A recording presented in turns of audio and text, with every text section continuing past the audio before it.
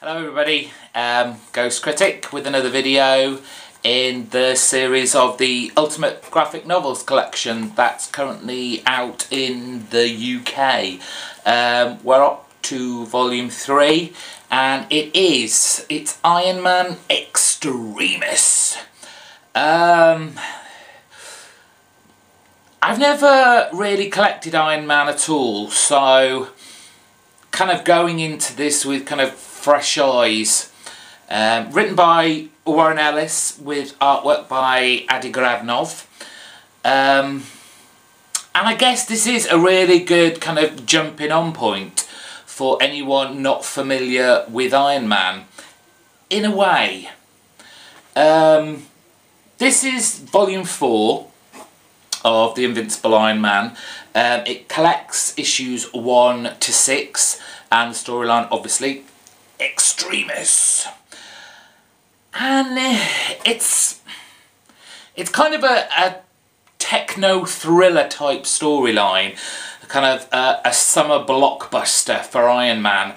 And I did have to go and look to see, because anyone who's ever read this probably had the same thought. Kind of, did it come out before or after the very first Iron Man film? Because there are some great kind of similarities between the two, and after it being researched, I did find out that this actually came before the film. So Warren Ellis's run on here clearly influenced the film and the kind of design and the character of Iron Man. So what is Extremis? Well, Extremis is another of those kind of tired plot lines, to be fair. It's a super soldier serum, and what it does is it's an injection into a human being, and what it does is it rebuilds the body that it's injected to from scratch. So we start off with these kind of very shady looking characters in a warehouse, abandoned warehouse, and a guy is injected with this Extremis kind of virus serum. And it all looks like it's going wrong. And so we're left there and we are introduced to the character of Tony Stark. Oh, this is difficult because, to be fair, the first half of this book I really didn't enjoy very much. I mean, even me, a kind of beginner to Iron Man, kind of picked up a lot of storylines that I know have been used again and again.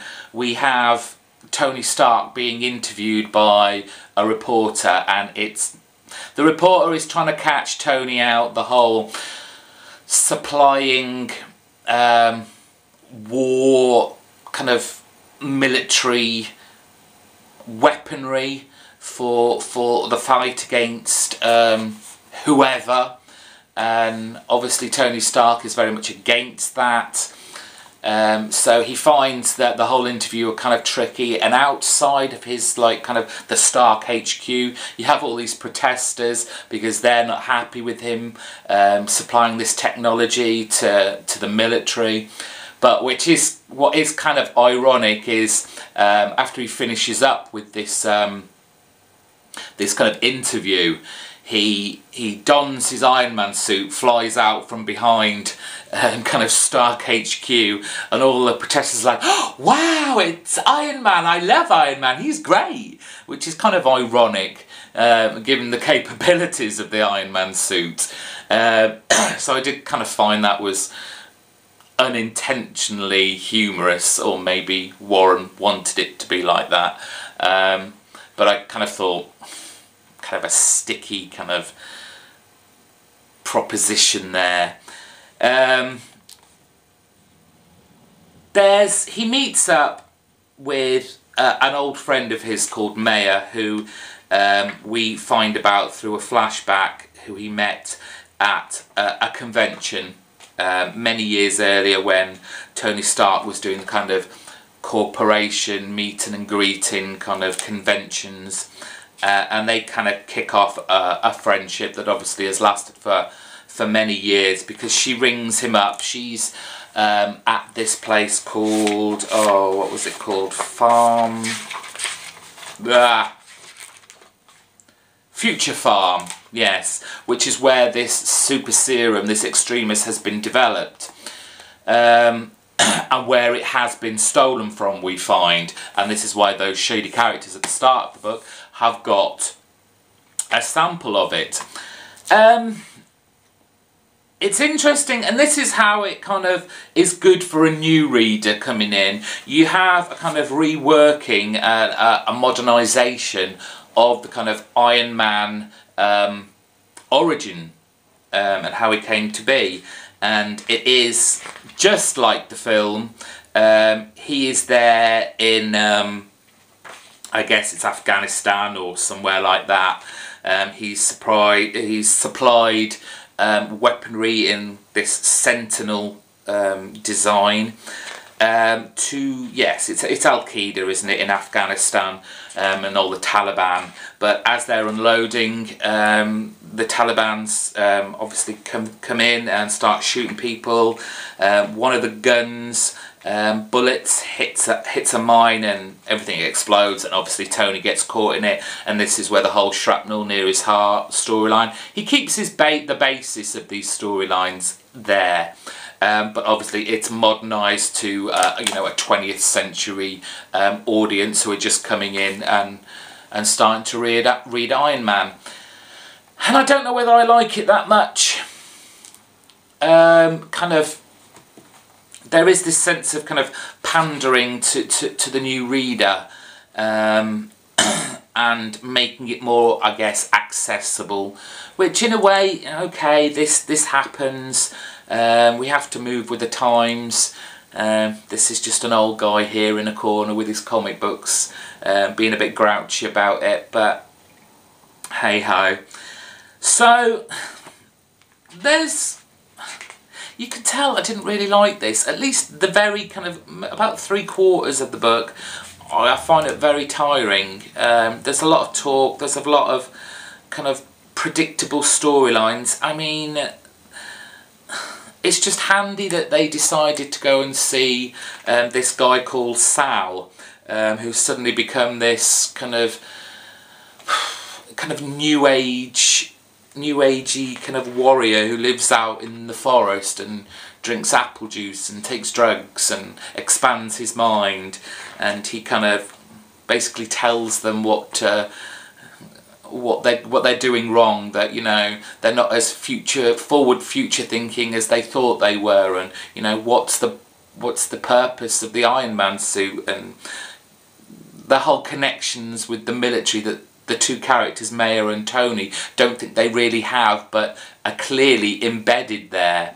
So I just thought it was a bit of a handy plot device to move the story along, which is kind of tiring. And then they find out that, you know, this guy has taken the Extremis serum. It's done its work. It's made his body become more faster, stronger.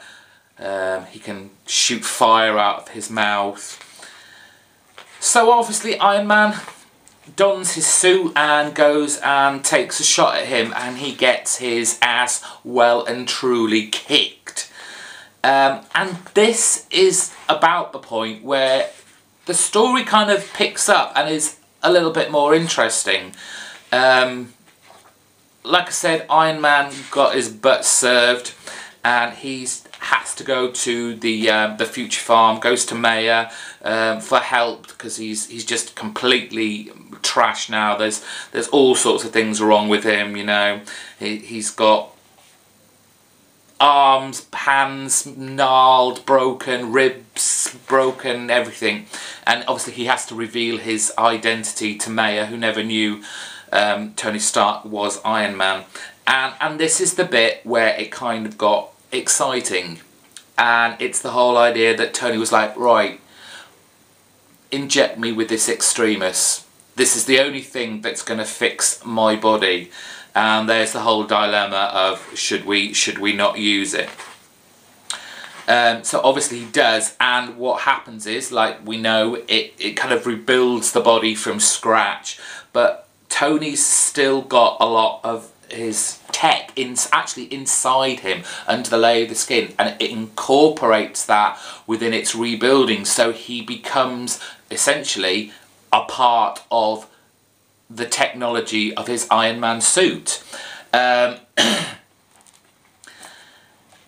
And so this gives him now the edge to go and obviously beat the guy who originally took the Iron Man, the Extremis serum, and eventually they have the final smackdown, and Iron Man wins, not in a particularly great way, in the sense that, and I won't, I'll spoil it, what the hell, he eventually has to kill him. This guy will not stop, he won't give up, so Iron Man, Tony Stark, has no choice but to kill him. And then the kind of twist at the end is it was partly Maya's fault for letting this serum be stolen, because they were about to stop her experiments, her research, because ultimately she wanted the money to progress her medical research in curing cancer. So all in all, you know, it was an okay read. I wasn't thrilled about it all. There was a lot of predictability in it. So yeah, if you like Iron Man, I'm sure you'll lap this up. If you're new to Iron Man, you probably enjoy it purely because you get an introduction to the character, and from there you might want to read back. Whether, I mean, I would never read another Iron Man, specifically from reading this, I just wouldn't. But I'd be interested to know if this whole him being part of the suit and now he can control from his mind technology, if that's still in continuity, and how that's affected him. But I wasn't too thrilled about it. It did feel very much like a movie. And that Warren Ellis had written this in a very movie-like style. As for the artwork, I am not a great fan of this kind of it's almost like CGI, kind of photorealistic almost art. Just let's see if you can see that there. I mean, I suppose the idea is that it makes it look more real, and kind of genuine, but I just find it comes across as pretty emotionless, and it looks very flat and very bland. I'm sorry, that's just me. I find this kind of artwork very uninspiring. Maybe I just want that great kind of comic book style that I'm used to, and the fantastic element of that. So I was kind of put off by that. Extras in this issue, just a quick look, as usual, in the front and the back cover you have a kind of montage again of Iron Man scenes. Extras in the back, you get an artist gallery of all the different kind of Iron Man suits. You have a kind of couple of pages about the artist, the writer Warren Ellis and his involvement, and obviously the artist Adi Granov. And finally, kind of a further reading, come on, spend some more money please. And so that's it. Not particularly impressed, but it adds another element there. There's obviously on the, sorry, I always forget this, on the edge, it's another kind of part of the diorama. They are actually being very clever with this. if you notice, despite this is the 3rd volume, it's got number 43 at the top, so it's part 43 of the diorama. So you've now got part 2, 21 and 43. So it's not kind of just building up, making you buy all the sets so you get the full diorama instead of maybe the first half or the first quarter. So they're being quite clever in that respect. So that was it for Iron Man Extremis. The next one, I believe, which is out this coming week, is The Ultimates. The volume 1, again, probably the first 6 issues. I think I have read that before, but it was a long time ago. But it'd be nice to go back and read that again and have it in these nice kind of handy hardbacks.